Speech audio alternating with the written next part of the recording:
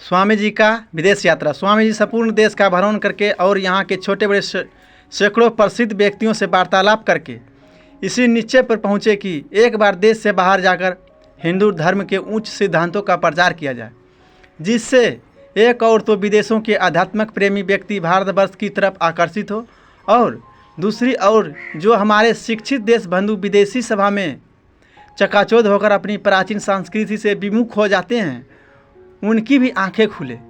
इसी अवसर पर मद्रास में उनको एक सूचना मिली कि अमेरिका के शिकागो नगर में एक सर्वधर्म सभा होने वाली है और उसमें अभी तक सनातन हिंदू धर्म की ओर से कोई प्रतिनिधि नहीं गया। स्वामी जी को यह अपनी अंतरात्मा से यह प्रेरणा हुई कि इस अवसर पर उनको अन्य धर्म वालों के समक्ष हिंदू धर्म के झंडे को ऊंचा करना चाहिए। उनके सभी मित्रों और शुभचिंतकों ने भी इस मत का समर्थन किया और 31 मई 1893 को विदेश जाने का निश्चय हो गया। जिस समय स्वामी जी यात्रा के लिए धन की व्यवस्था पर विचार कर रहे थे, उसी समय खेतड़ी के दीवान जगमोहन लाल उनकी सेवा में उपस्थित हुए। उन्होंने कहा, आपने 2 वर्ष पहले राजा साहब को पुत्र होने का आशीर्वाद दिया था, वह सफल हो गया और उस आनंद उत्सव में महाराज ने आपको पधारने की प्रार्थना की है। स्वामी जी खेतड़ी पहुँचे और नवजात शिशु को आशीर्वाद दिए। खेतड़ी नरेश ने अपने दीवान को भी उनके साथ भेजा और यात्रा का पूरा प्रबंध और मार्ग व्यय आदि की व्यवस्था करने की ताकीद कर दी। खेतड़ी नरेश स्वामी जी को विदा करने जयपुर स्टेशन तक आए। चलते चलते उन्होंने पूछा, आप अमेरिका पहुंचकर किस नाम से प्रचार कार्य करेंगे? स्वामी जी ने उत्तर दिया, अभी तक तो मैंने कोई पक्का नाम नहीं रखा, कभी सच्चिदानंद, कभी अन्य कोई नाम रखकर फिरता रहता हूँ। उसी समय राजा साहब ने कहा, स्वामी जी आपको विवेकानंद नाम कैसा लगा? उस दिन से ही परमहंस देव के शिष्य नरेंद्र स्वामी विवेकानंद के नाम से प्रसिद्ध हुए। जयपुर से बम्बई जाते हुए आबू रोड स्टेशन पर स्वामी जी की भेंट अकस्मात अपने एक गुरु भाई तुरानंद से हो गई। उनसे बातें करते हुए स्वामी जी ने कहा, हरि भाई, मैं तुम्हारे धर्म कर्म को अधिक नहीं जानता या समझता, पर मेरा हृदय अब बहुत विशाल हो गया है और मुझे सामान्य लोगों की दुखों का बड़ा अनुभव होने लगा है। मैं सत्य कहता हूँ कि लोगों को कष्ट पाते देखकर मेरा हृदय बड़ा व्याकुल होता है। यह कहते कहते स्वामी जी की आंखों से आंसू गिरने लगे। स्वामी जी तुरानंद ने इस प्रसंग का वर्णन करते हुए कहा था, क्या यह भावना और शब्द बुद्धदेव से नहीं है?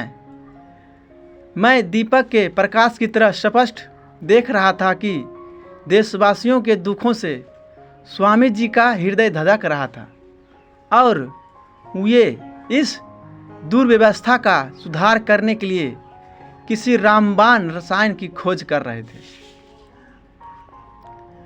31 मई को स्वामी जी बम्बई के बंदरगाह पर अमेरिका जाने वाले जहाज में सवार हो गए। उस समय भगवा रंग का रेशमी लबादा माथे पर उसी रंग का फेटा बांधकर किसी राजा के समान शोभा देने लगे। इस सब की व्यवस्था खेतड़ी के दीवान जगमोहन लाल ने ही की थी। जगमोहन लाल और मद्रास के एक भक्त आल सिंह पेरुमल उन्हें जहाज के दरवाजे तक पहुंचाने को आए। थोड़ी देर बाद जहाज के छूटने का घंटा बजा। दोनों भक्तों ने स्वामी जी के पैर पकड़कर आंसू भरे नेत्रों से विदा ली और जहाज़ चल दिया।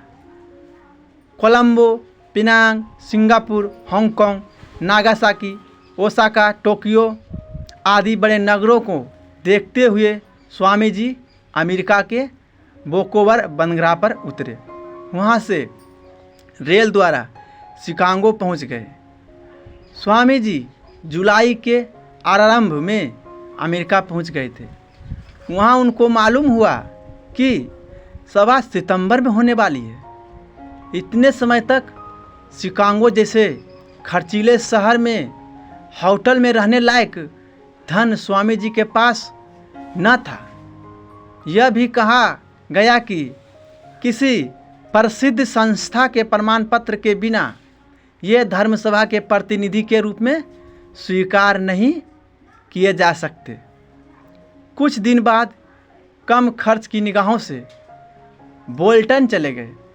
रास्ते में एक भद्र महिला से परिचय हो गया, जिससे आग्रहपूर्वक उनको अपने घर पर ठहरा लिया। उस शहर में अपनी पोशाक के कारण उन्हें असुविधा होने लगी।